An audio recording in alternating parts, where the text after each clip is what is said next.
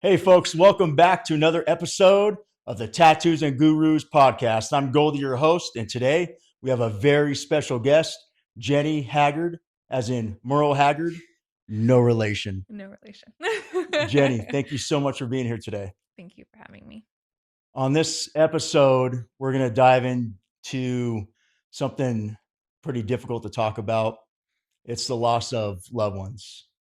And Jenny experienced the loss of her husband several years ago, Dakota Haggard, and she's going to tell us about her experience and the pain that she went through and how she found peace and love in a group of other widows and what she's doing now in present time to help people who are also going through really difficult situations, the loss of loved ones, other widows who have lost their husbands.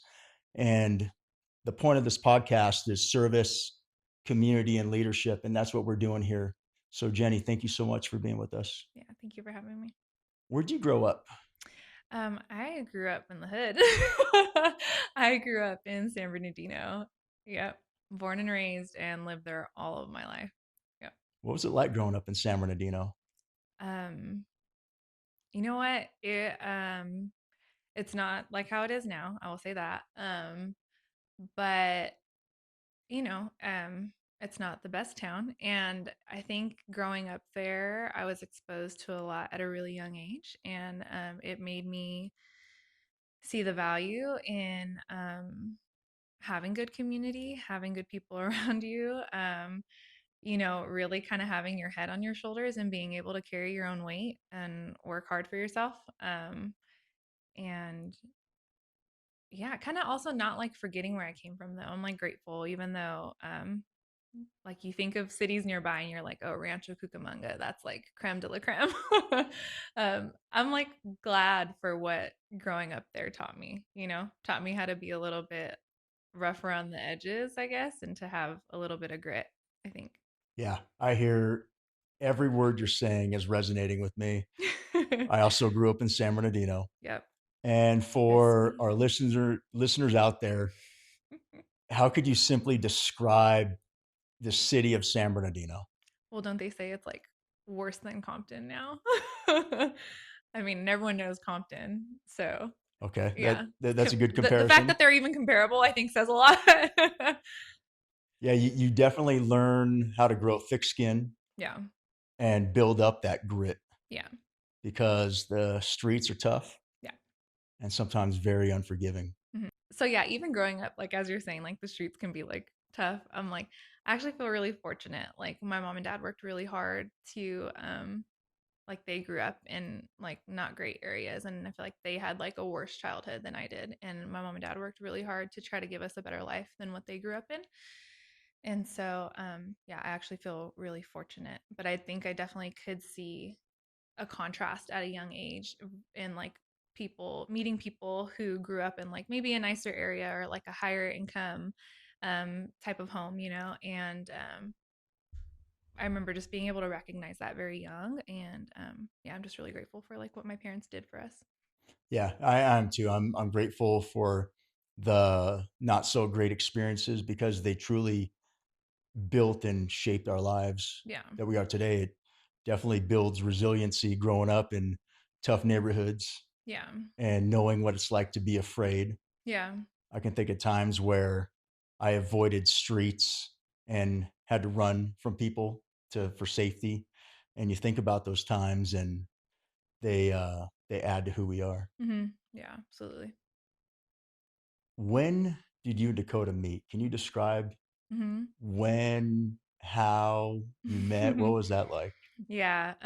So we met in high school, and it's just like so crazy. We always like would talk about you can't really like see your life's plan, but you can always like connect the dots backwards to like if one single event had changed, this part of your story could have not happened. And so at one point my family was actually talking about moving up to Fresno for a job that my dad was going to get, and he ended up not. And then Coda's family had moved from Fontana to San Bernardino, and that was why we ended up going to the same high school together. So we met in high school, and kind of dated and kind of didn't. We were just young. And it was high school, and really had like a good 3 years of friendship. So we met my sophomore year, and all of like junior and senior year had the same group of friends, like really tight knit group. And we were really like best friends for a long time. And I would say senior year was when we like kind of dated, kind of didn't. And then when we got to college was when we kind of like were like, hey, we're either doing this or we're not. And we did it.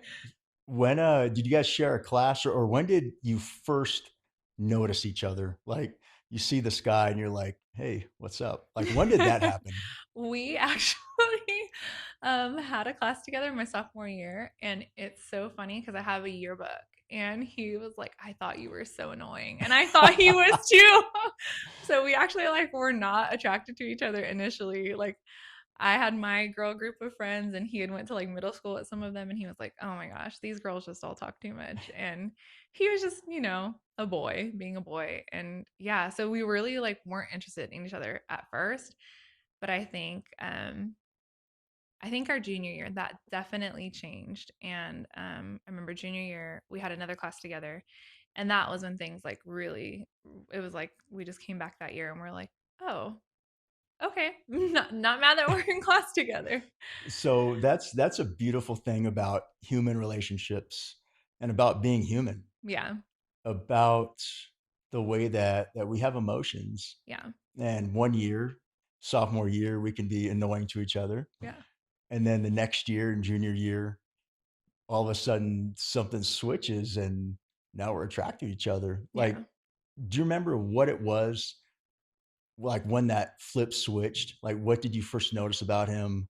His eyes, his personality, like Oh, really definitely. Yeah, definitely his smile. But I think just having like real time to get to know each other. So we had, I think it was a science class together, and we had gotten partnered for like multiple projects. okay. Yeah. And so I think it was like the first time where it wasn't just like us being around each other, like we had to be with each other, and that changed everything. Yeah. Okay. Yeah. I like that. So it all started with the science experiment. Kind of, I guess. Yeah. Yeah. So the friendship was so important. It seems, and I didn't know that Hmm. about your guys' relationship. And for our listeners, I knew Dakota. He's a good man, and that's why this is such an honor to talk to you about him and remember him. Yeah. And so your relationship started out as friends and cultivated over about 3 years. Yeah. How important is it in the selection of our partners in being friends first versus intimate first or versus straight into dating? What is your thoughts on friendship first? I mean, I think there was a benefit to that. I think we got to experience so much of each other before there was like the pressure of a relationship. I also do think we were really young. And so there was also a lot of like immaturity and unhealth in some of that, where like I said, we were like kind of dating, kind of not. And so I'm like, we kind of did some damage there where I'm like, we probably should have just like called it what it was and let that be that. Um, but I think, you're young and like you're scared and you don't want to like, I don't want to look like I'm the one who wants her, like, you know what I mean? Or I don't want him to think like I'm the one needy or anything like that. So we were just really young. But um we had a lot of history together, and there was just a lot of trust. Even I think I remember that was one of the things, when we finally did decide to like really date seriously. um like we both valued the friendship, and so even if we wouldn't have ended up together, we were like we still want to protect this. And I think in our marriage, when things got hard, that was something we would always fall back on. And so I remember like as we were dating or as we were engaged or as we were married, we would kind of like tell each other sometimes like, if I was just your best friend, if I wasn't your wife, if I wasn't your girlfriend, what would your advice be? Or like, what would you want for this person? Because I think sometimes we can get so swept up in the emotion of a Mm. relationship. And I was just always really grateful that we had that to fall back on and to see each other as just like a friend who I really loved and valued. And that was really great for us. I like what you just said about having something to fall back on, meaning the friendship. Mm, I think that's so important for people that are maybe in some tumultuous relationships or on the rocks or however you want to describe it. I think sometimes when people start having relationship problems, they forget that they were friends first, or they forget, hey, how we even got together. Yeah. And so by falling back on, hey, remember we like each other Yes. is important. Yeah, there's definitely a difference in being loved and being liked, and I wanted to love him well, but I also wanted to like him, and we liked each other a lot. Yeah. What was life like on campus? No, different majors. We did have some of the same classes just because when you first go in, you're kind of just working through like the general classes. And so we got to have a couple classes together. Coda, I think he always kind of knew college wasn't going to be it for him. He was always just really never the one to be under the man, very much to the beat of his own drum, and was very independent and knew what he wanted, knew he didn't want to be like anyone under anyone. And so he went in as a business major, like wanting to own a business and start a business, but just, yeah, didn't really love school. And so he actually didn't finish and dropped out so that way he could start a business. And so he had tried multiple things and did a lot of different things. And I had kind of stuck in there a little bit longer and I was going to be a teacher. That was what I wanted to do. And then got into some of like the weeds of that and realized this isn't what I want to do. And so at that point, he was already kind of taking off in like this business world. And at that point, we were engaged. And I was just like, you know what, I'm going to support you in whatever you do. And I think at that point, we had worked really hard at finding like partnership in each other. Like, so, first it was like friendship, relationship. And then now it's like, okay, we're like getting serious. Like, I'm going to like support you in like what you're trying to achieve now. And so, yeah, that carried into like our marriage. And we just like, it felt like everything kind of fell into place around our lives, you know? Yeah. And I think at that point, though, too, we also had like a very clear vision on like what actually mattered. And I think so much of us like trying and failing at different things was also a part of us like learning, like, well, what do we actually want? Like, yes, you want to own a business. Yes, you want to be successful, but like also, what do we value together? And we were just figuring it all out along the way. And so, started that business and was just so proud of him. Like he achieved what he wanted. Dakota was the risk taker, Very much. a calculated risk. Yes. And you were not, but he taught you, he helped change your mindset about that. Yes. Because it's scary going into business for yourself, Yes. being in the private sector, not having the job security. Yeah. Because if things don't work out, Hmm. that's it. Yeah.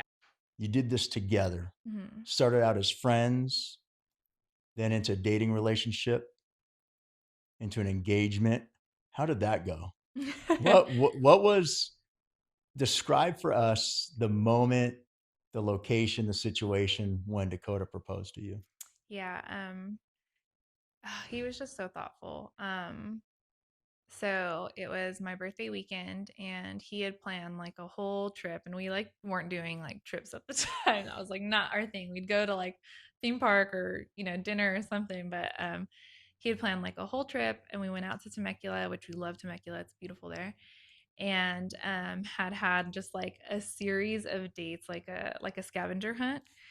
And so we go to dinner and we get to dinner and there's like this next clue for the next thing. And in the morning we went on a hot air balloon ride. And I remember being on the balloon and I'm like, he's gonna propose. And he didn't. And I was like, oh, okay, I guess not, it's not happening this weekend.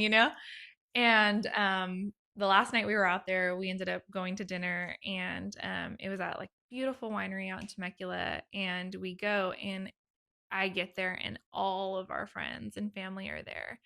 And I had no idea. Like even like my brother from Vegas like drove down with his family and like he had just organized this whole thing for everyone to be there. And I'm thinking like, "Oh, everyone's here to celebrate my birthday. How sweet that you planned this for me." And in the middle of dinner, he hands me my last card and it's him asking him to marry me. And I like couldn't even read it cuz I was just like so overcome with emotion, but it was just the sweetest thing. Our families are something that we just value, and it was just so intentional of him to like include them in that moment. And yeah, it was just really, really sweet. Your families are beautiful. Thank you. I've gotten to know them, and I mean, your mom and dad are awesome. Your sisters are awesome, Yeah, and the best. it's great having such a good support system. Yeah. And your wedding. Before we started this show, we were talking a little bit about palomas in Cabo. Yep. Tell us about the wedding in Cabo. Yeah. And I didn't know what a paloma was. So for all the other audience listeners out there, please describe the I'm palomas. sure there's plenty of people who know what a paloma is. But yeah, we were just like I said, young and figuring things out. And we didn't want to do like the big wedding thing. And so we went to Cabo and we did a destination wedding. And it was the best. The it was like the best way to do a wedding. Like I just remember them sending me a packet and being like, just circle what you want. And so there was like no stress to like the planning part other than like the trip details. But it actually was so cool because it ended up also like kicking off like family trips for the rest of our marriage. You know what I mean? And we had never really traveled before, or I hadn't, and since I was like really young. And so it was cool. Like every year after that, we just would go and do like a new family vacation because of like what we experienced at our wedding. And it was just again so sweet and so intimate to have like all of our best people with us. And yeah, it was just awesome. Now, it was on the beach, right? Got married on the beach. No shoes. No shoes. Nope. Didn't have to worry about hills. It was great. Well, that's the best part. Yes. Yeah, I think being dressed up, especially for the women in the high heels, hurts their feet, and then even for the guys in the dress shoes, Yeah. unless you wear them often, Yeah. definitely hurts the feet. Yep. Having some tequila palomas, Yep. a great time. Yeah. What kind of role did your faith in God have in your marriage with Dakota? Oh, it was everything. I honestly, we would always say, so just before Coda passed away, we had celebrated our fifth anniversary. And I remember we were at dinner and we were just kind of like recapping, like reminiscing the dating years, the friendship years, all of it. And like I said, like we were so young when we started dating. And so there was a lot of like growing up we had to do together. And it really was not until we both like stepped into our faith seriously that we really saw our marriage change and for the best, like in all of the best ways. And yeah, it's literally only by the grace of God that we had what we had. And we would just like, as we were sitting there recapping, we would just be like, man, like, look at what he's done over the span of like the span over this 1 year. And then look at what he's done over the span of these 5 years. I can't even imagine like what the next five or the next 10 or the next 50 are going to look like. And yeah, God was everything, so essential and the only reason why we had what we had. You have you moved in 2 months later. You gave birth to your son, Mm-hmm. and what was it like? What kind of a dad, a brand new dad, was Dakota? Oh man, the best dad. The best dad. Um, growing a business, and being very success driven, it's so easy to like block everything else out and to just be like tunnel vision focus. And there is like an element of that to be successful. But Coda, again, like we just he had such a priority, and it was like God, his family, and then business. And that was really the way he lived his life. And I'm so grateful because we know so many other people, and like you can go all in, and for a while like that business is everything. Yeah. And Coda never made it his everything. We were his everything. And so even though we only had such a short time as a family, like as the three of us, he gave us such good time. and he had such quality time with Hayes, and I'm just so grateful for that. He was so present. Even working as hard as he did, like he would come home and he would just be so ready to play or like ready to change the diaper, ready to give the bath. Like he was never the person who would come home and be like, my day was too long, I can't do that. Or my day was so long, I need to check out. Like he came home and he was ready to be home. And yeah, it was the greatest gift. I'm so thankful. He loved being a new dad and changing diapers and baths. Mm-hmm. What kind of did he sing to your son? Did he read? Oh Did my he gosh. did he make funny voices? He did. He did all of it. I can like if I like really try, I can close my eyes and I can still hear like the way he would sing a certain song to our son. Yeah. Can you take us back to that night? Yes. Um so we um I had actually gotten tickets for him to go to a worship night. We went to a worship concert and we were going to see Maverick City Music, and it was something we were both really excited for. And we had left our son with my sister, who's really close by, and we just went and had a night. And it was really like when I think back to like Coda's day, that last day, like if he could have chosen a day, that's like it would have been that. Like we got to go to church in the morning, we had an afternoon, just like the three of us, and then got ready and like had a night just him and I, and worship, and that was like his favorite. And so concert ends, and I remember him being like, let's just like walk around a little bit. And I don't know why, like normally you something ends and you're like, let's book it, and he was just like, no, let's just hang back and let's walk around a little bit. And so we just kind of like held hands and walked around. And on our way home we were hit by a drunk driver and it took his life.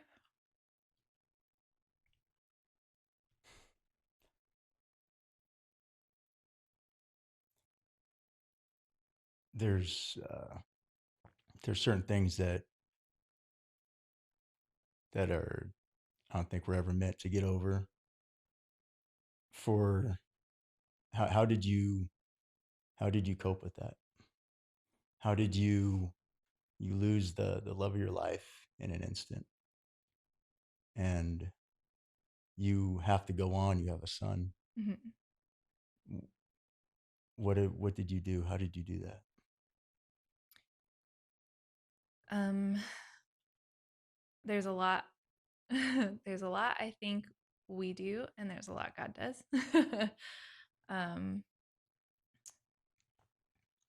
yeah, I think for a really long time I didn't do anything. If I'm being really honest, um, I'd never experienced close loss before, and so it was my first one, and it was the biggest, the closest, And I think even too, like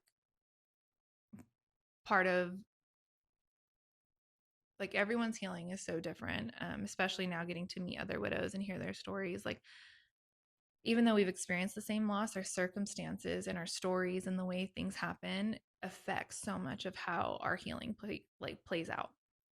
And so because our accident was caused by someone, I think there was like different loopholes for me to work through, right? There were different hurdles for me to get over with that because it was very sudden. There was a whole different process for me in that. And none of it's easier and none of it's better, right? Like meeting so many widows, I'm like, it's all hard. It doesn't matter how it happens. And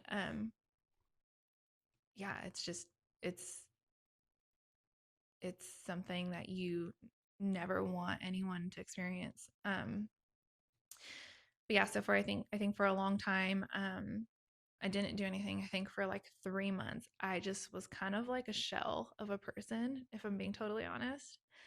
And it was really hard. To be a mom and to like accept that he wasn't coming back,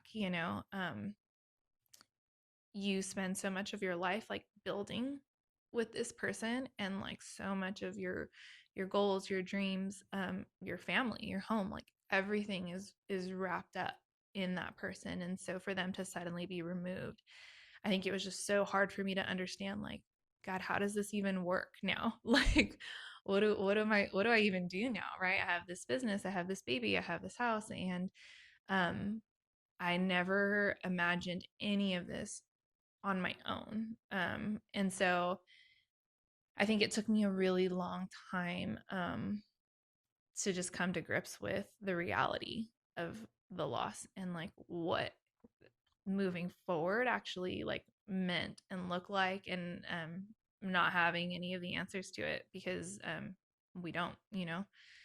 And so it really just looked like getting up, and for a really long time, like the only thing I could do was like take my son on a walk to go get ice cream every day. And literally for months, that was like the one thing I accomplished all day. You know, like it wasn't dinner, it wasn't the business, it wasn't anything other than like, okay, I got us up, I got us ready, we went on a walk, and you had like some lunch and some ice cream, and we got back home, and that was it for the day. And I think God gives us like a grace where there is a season of that. And then I think there is also a part of it that then becomes like our choice. You know, I remember Coda's dad would always say, like, yeah, you know, I have every reason to pick up a bottle every day and no one could tell me otherwise. Like, I just lost my son. If I wanted to pick up a bottle every day, I could. And you can't tell me anything's wrong with that. But is that what I want for my life? And um, I think there is like a surrendering, like people always talk about like the five stages of grief and how like acceptance is one of them. I don't really think we accept. I think we like have to surrender to know, you know, this story that we've been given. And it's then like, okay, I have to choose what I'm gonna do now. And I remember God giving me like a verse in Deuteronomy that says specifically, today I've given you a choice between life and death. And at the time, I remember that was what every day felt like. It felt like getting up and dying all over again because he wasn't going to be here. Um, but having to choose life, right? And so I could choose death. I could choose to wake up every day and like be at the grave, so to say, you know, or just be in my circumstance. Um, or I could choose life. And sometimes that looked like a walk, you know, other times that looked like going to therapy. Other times it looked like being with people and, you know, finding my community. But it was a very long period of figuring out what that looked like. You woke up one day and made the decision to go and join a community. That did that just were you invited to Never Alone, or did you find out about them and show up? Hmm. What what brought on the decision to join Never Alone, and what has that done for you? Yeah. So Never Alone was actually like mentioned to me within days of him passing away. And someone reached out to me on the business page. So when like we had finally announced that he had passed away on our social media for the business, I had a widow who was part of Never Alone reach out, and I remember seeing that, and I immediately like saw the word widow, and I was like, absolutely not. I don't want to be associated with anything having to do with that word. And it was just like too, it like cut too deep. It was like salt in the wound. And so it actually took me a really long time to get connected. It wasn't until about 9 months I went to a local chapter meeting, and I went and I did not want to go. I remember being in the parking lot, like, God, I don't want to go in, and really trying to talk myself into like opening my door and stepping out of the car. Because, you know, and Never Alone will like say this all the time, like, it's not the club anyone wants to join, you know, but once you're there, you're so glad for what you found. And so I remember going, and God was so good. There was another widow there who was in a similar life stage and season as I was. And her and I met at that one meeting, and he just gave me her for the rest of like even now, like we just went to dinner a couple nights ago. And I just had like that one person who understood what I was saying and what I was going through without me having to like lay out an explanation, right? She just got it. And there was nothing that I had experienced like that. And I have a friend who would always say, she had heard a pastor who had said, like, who's going to preach or who's going to be able to like minister to like the person who just lost their child? Well, it's the other person who lost their child. Or who's going to be able to minister to the person who just got a cancer diagnosis? What's the other person who's walked through a cancer diagnosis? And I think there's so much truth to that. My family, my community were amazing. You witnessed it. You were a part of it. And but there's only so much they can do, right? Until you've experienced it. And I think of like even like in your profession, right? Like there's no one who's going to get it the way your guys get it Yeah. because you haven't walked it out. You haven't been up close with what I've encountered. And so being a part of Never Alone just changed everything for my healing. And it was probably the biggest catalyst for my healing than anything else that I had been a part of. 9 months after that night when you made the decision to go to Never Alone, if you can delve into that a little bit more for our listeners out there, if someone is experiencing a similar situation and they're teetering on going to a Never Alone meeting or going to any other type of meeting. I mean, it could be NA, Yeah. AA, and they they just absolutely do not want to go, but they maybe God is calling to them. How did you really? What was it inside of you that gave you the inner drive to go there and actually open the door and get out of the car in the parking lot, and then to walk inside and meet the other women in there? How can you describe that to anyone else to help them um, go and get some help or maybe seek a community? Yeah. I mean, I like will die on the hill that we cannot heal in isolation.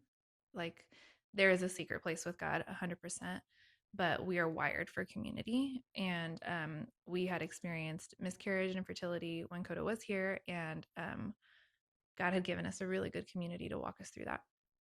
And I just think every hard thing in my life that I've been through, there has been someone else on the other side to help get through that. And so yeah, I just don't think it's possible for us to heal in isolation. We need people. Um, and I think too, like I I had to get to the place where I was really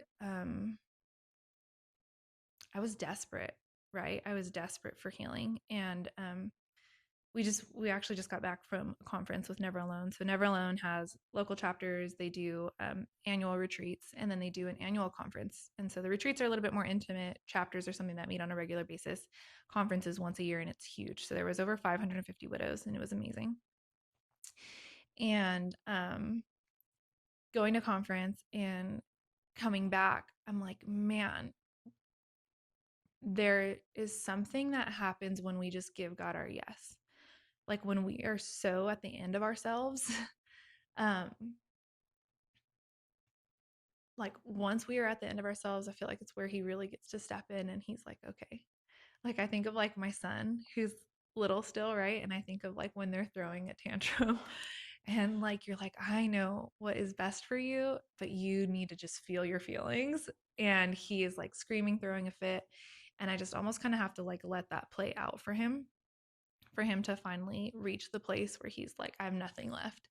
And for me to be like, okay, come here now, buddy. Like, let me help you. Um, and I think that's like a little bit of what God does with us. And Yeah. so, but that like we have to be willing to like run after it. And so when I got back from conference, I think I was just like sitting and I'm like recognizing like all of these women could have not chosen to come. You know what I mean? Like similar to what Coda's dad would say, like you have every reason to not. Like you have your kids at home, you have jobs, you know, that you like really are, you're the only financial provider now. You could choose to like stay home and do like use work as an excuse or whatever it is. And there are real seasons where like that has to be the priority. I understand that. But also there just has to come a place and a time where you are ready to run after your healing. Sorry. Jenny, you are such an incredible storyteller. And that's what I think is, that's what I found with podcasts is storytelling is, I think as old as time, the way that people share stories and experiences and real life stuff. Yeah. And in that story you just told, using your son as an example, Hmm. I really felt myself as your son, even as an adult. We all do it. We all throw tantrums and over different things because we're human Yeah. and we have emotion and sometimes we get upset. And it's at those times where you just run out of energy, you're done throwing your tantrum, and it's like, okay, I have clarity now. Yeah. Okay, let's move on. That was so good. Yeah. Thank you. Yeah. I think there's just a very real season. And I say that to say not because I'm like, oh, like I was still throwing a tantrum walking in the door, to be honest. I'm Yeah. like, God, I don't want to be here. I don't want to be a part of a widow's group. Right. And so there is still emotion in that. And even now, being like this year in September will be 5 years for us. And even now, being as far as I am out, I'm like, there's still so much room. God has done so much, and I'm so grateful. But I'm still learning to surrender so much of my life to Him, and surrender so much of what our healing is going to look like. Like Hayes was so young; he was only 15 months when Coda died, and the older he gets, the more aware he gets. And so it's like, man, Lord, like okay, you've healed me, but I'm like this grown adult and I can understand death and heaven and like concepts, right? And even still understanding it doesn't fully make sense, right? And so there's so much that I still have to work through, but then I'm like, okay, Lord, he's just a kid and like how are you going to do that? And it's like something I just constantly have to go to him with and to be like, okay, Lord, I don't know how. But I'm choosing to trust you, right? Because I've seen what you've done for me, I've seen what you've done for other women. And that's what I love about Never Alone is like you have the person who's like just ahead. Or sometimes you have the person who is like, I'm right here in the trenches with you. I don't know what like this is what I'm struggling with my son or my daughter too, right? And I don't know what God's gonna do. And then you have the person who is like 20 years out and they're like, no, you guys, God is going to meet you. And it's just like you need all of it. You need it all. And that is again why I said I think we are so wired for community. We need the person who's ahead. We need the person who's right here with us. But then someone needs us. Yeah. Like someone needs us. And whether that's like another widow, whether that's my son, right? Like he needs the best version of his mom for this to not be the end of our story, for this to not be what like takes away our future. Because the enemy would like love nothing more than to just let this one event be what ruins the rest of our life. And even going in, like I think I just remember sorry. I think I just remember going in and getting to this place where I'm like, there's been so much taken from us. I can't allow more to be taken by me choosing not to heal, by me choosing to just stay in this anger and this rage of like the injustice that's happened, by me staying in the feeling of confusion and God, I don't know what's next, and fear that surrounds all of that, right? And so yeah, I think there was like I there just came a point where I had to want more than what I was experiencing. Because you can stay there and you can cap out. And I think again, I think there is a season of that, and those feelings don't ever go away. Like sometimes people will say in grief, there's like, oh, the 5 stages. And it's like, no, like grief isn't linear. There isn't healing. It is so cyclical. Like I cannot tell you how many times I've come back to that feeling of anger, or how much I've come back to the feeling of um like bargaining, like, Lord, like please, if you can make this happen, right? Like I want so much for things to be my way. And it's really not until I can come back into those postures of surrender where God can really like propel me a little bit more forward. And so yeah, that looks different. Sometimes it's like 2 steps forward, 1 step back, 1 step forward, 5 steps back. Like, there's so many nuances to all of our journeys. And so yeah. There's a little bit of planning that went into this podcast. We spoke a couple times, and when you had asked me basically what I wanted, that the purpose of the show, and we had talked about getting information out there to help other women, other people going through similar situations, because in my journeys in law enforcement, and I've seen so much pain and so many people that are suffering in different situations, that I know how helpful information is to get to people, and Yeah. that's how they can pull themselves up. Yeah. And something else I'd mentioned to you was, we as people, we tell ourselves stories in our minds, and sometimes they're good and sometimes they're not. Mhm. And there's a lot of people out there who are struggling with pain of different sorts, and they tell themselves a story that something is wrong with them Mm. because they're sad, Yeah. because they're having a tough time. What do you have to say about that? Is about people who are think that, hey, what's wrong with me? Why can't I get over this and move on? Yeah. Um, we're never meant to get over like someone who is supposed to be here, you know? Like when I think of when I had a therapist, so obviously I was there to witness the accident. So I went to EMDR therapy right after, and I remember being like, "Are we gonna like get into this?" Like we hadn't done like the actual EMDR, like where you follow your eyes, Can eye movement desensitization reprocessing. And so basically, when you have a traumatic event, they like when you're in REM sleep, your eyes move back and forth. And when you do EMDR, they're having your eyes move in that same pattern, and it's kind of removing you from some of the trauma. So, like with what I witnessed, instead of me being in the trauma anytime I'm thinking of it and like it feeling like it's happening all over again, it almost like removes me to where it's not happening to me, but now I can like witness it. So, it's not like changing the memory or anything, but it's just removing you a little bit from it. So I went to EMDR and I had been there for about 8 sessions and we hadn't done the eye movement part yet. And so I remember asking my therapist, I'm like, are we like gonna get to that part? Like, are we gonna actually do like what I came here to do? And he's like, I am trying to find an angle because you have to have like a specific like entry point for the trauma. He's like, I'm trying to find an angle for us to get into this with. And I'm not saying your trauma isn't traumatizing. It absolutely is. He's like, but I don't really think you're traumatized from the trauma. I think you're more traumatized from the loss of him not being here. And that helped me so much because even now, when I have those moments where I feel like I've fallen 10 steps back, um, I think of the trauma of him not being here, right? Like, when Hayes asks me a hard question that I'm like, man, how do I explain this to a 5 year old? How do I explain um, a body being buried, right? And what a cemetery is?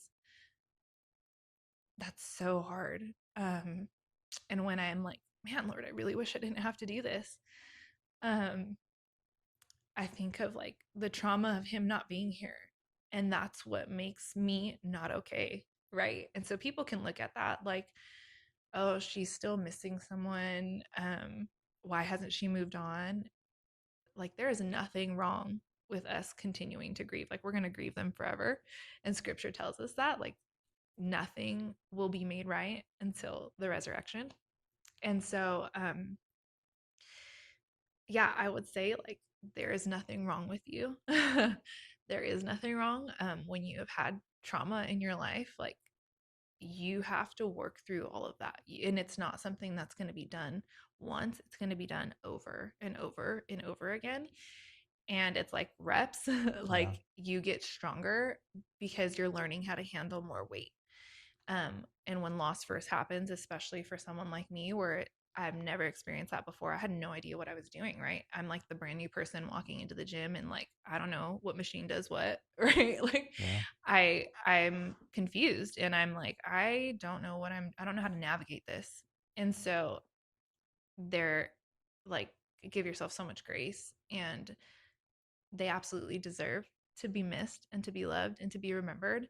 And I think so much of grief specifically is learning how to navigate that part, even learning how to navigate like what's a healthy way to remember versus what is actually causing me more turmoil to stay in these places of pain.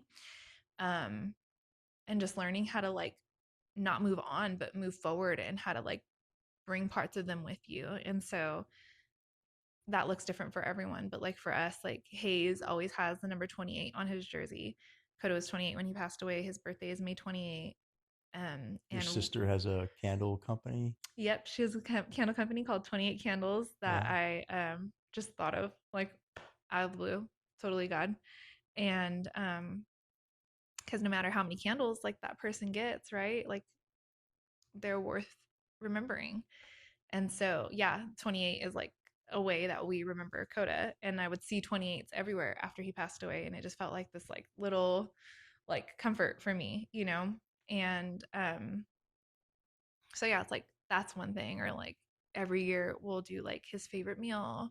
And he really loved my sister would make like a Thanksgiving meatball. I don't even know how to describe it, but like every year, that's like once a year, we like will make that meal, and it's just like, Like oh, everything smashed into a meatball. no, it's just like a meatball, but it tastes like Thanksgiving, and I have no idea how to describe how it works. But you do like mashed potatoes, this meatball, and you put like cranberry glaze on top, and it tastes just like a Thanksgiving meal, but Sounds good. small portion. It's great. Yeah, it's High amazing. protein. Yep, high protein, totally.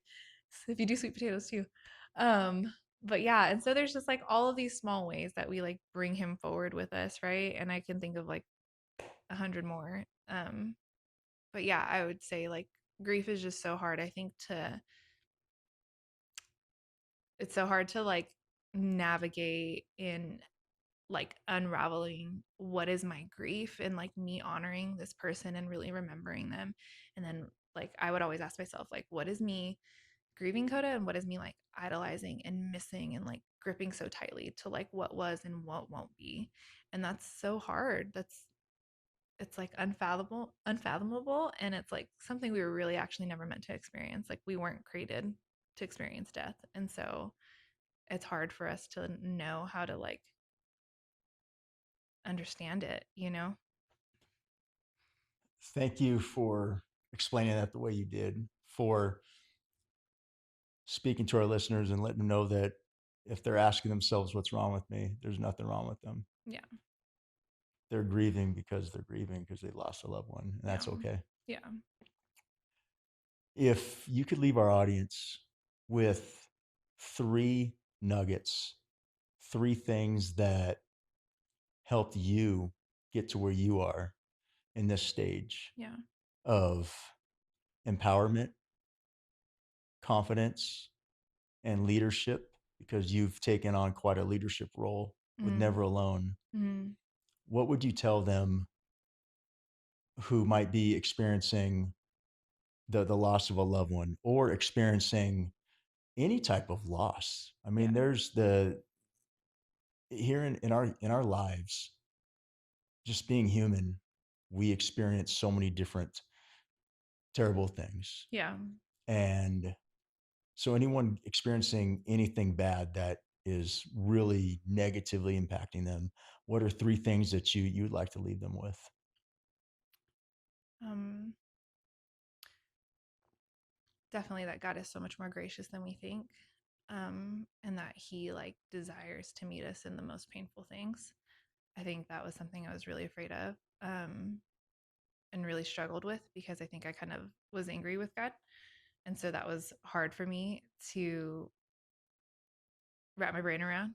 Um, but God really is so much more gracious with us and understands the humanity of us that does have the feelings of anger and just really deep pain. Like God is really acquainted with grief, and I'm grateful for that. Um, so that would be number one. Number two,